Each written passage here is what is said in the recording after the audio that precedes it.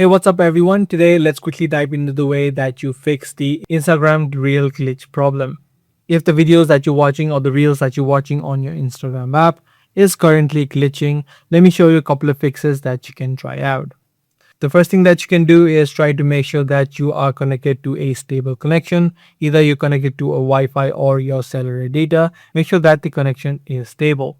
The second thing that you can do is just hop out of the Instagram app, clear it from the recent app list, and then try open it up again.